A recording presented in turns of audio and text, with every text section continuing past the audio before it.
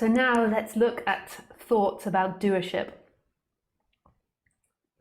So in this person that arises, this person assumes that it's the doer. And I think this is one of the primary thoughts which creates the most suffering. I mean, actually, the first thought is that you're separate, so that's the main thought that causes suffering. But then another big thought is that you are a doer. And this also creates a lot of suffering. So when I was studying with Ramesh and Roger, their philosophies were that doership, I don't exactly buy into this and prescribe that's why I don't teach it, but I think it's a good place to start, and something that creates good reflection, and I think it's really good to explore. So with Ramesh, he used to say that doership created pride, shame, so they used to be an opposite, so pride and shame, guilt and blame, and expectation. And these were the 5 dynamics that created suffering in humans. And I think that when you really explore them, they do create a lot of suffering. But I think that from my experience, and I can only talk from my experience, that it's actually important to experience every emotion on the human level. So after awakening, like for me, I still have these feelings. So if I ran over somebody's cat, I would still feel a sense of remorse, or a sense of, maybe not guilt like before, but there would be a sense of sadness. And there can still be an expectation, like if I'm going with friends on holiday, then there's an expectation that that's going to happen.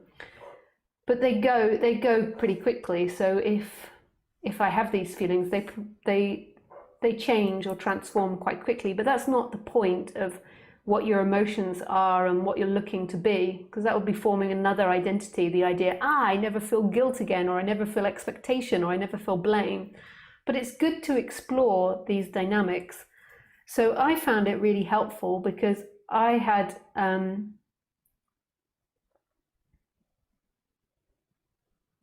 I think I had a lot of blame and guilt going on. Not so much of the other ones, but predominantly blame and guilt. So I could easily blame the outside world, so that society's corrupt, or that this person's corrupt, or that men have done this to women, or whatever it was. Or in personal relationships, I could keep it in, so I would store it in, and then I would erupt in lots of blame or lots of anger towards someone. And the thoughts tended to be based around the idea and the assumption that I'm an individual and that they're an individual, and a belief that that's true, a belief that I am guilty, or that they are really guilty, like somebody else could actually choose to behave differently, or that I could choose to behave differently.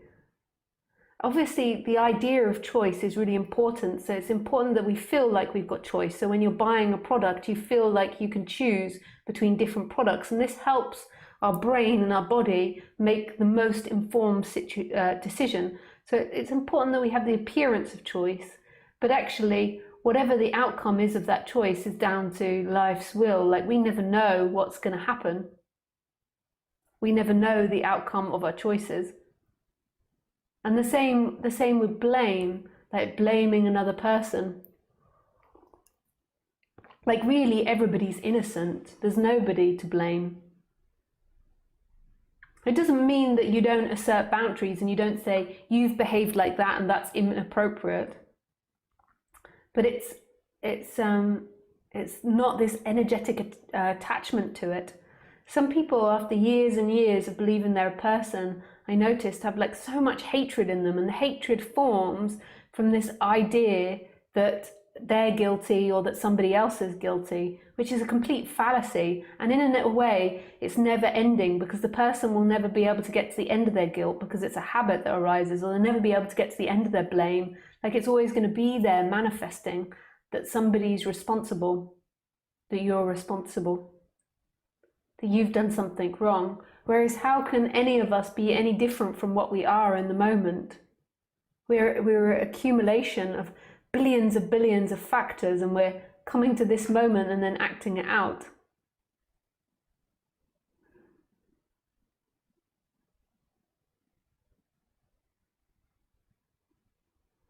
And that's beautiful. That's free.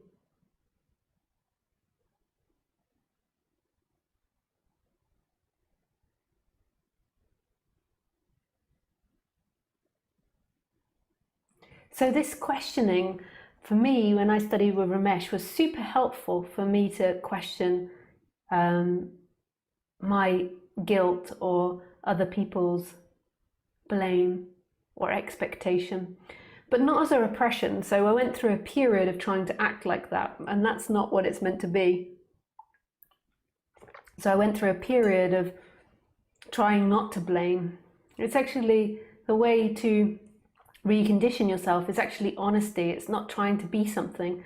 Like I come across a lot of people trying to be non-duality, trying to act to be enlightened, or trying to be someone without blame, or trying to be someone without guilt or expectation.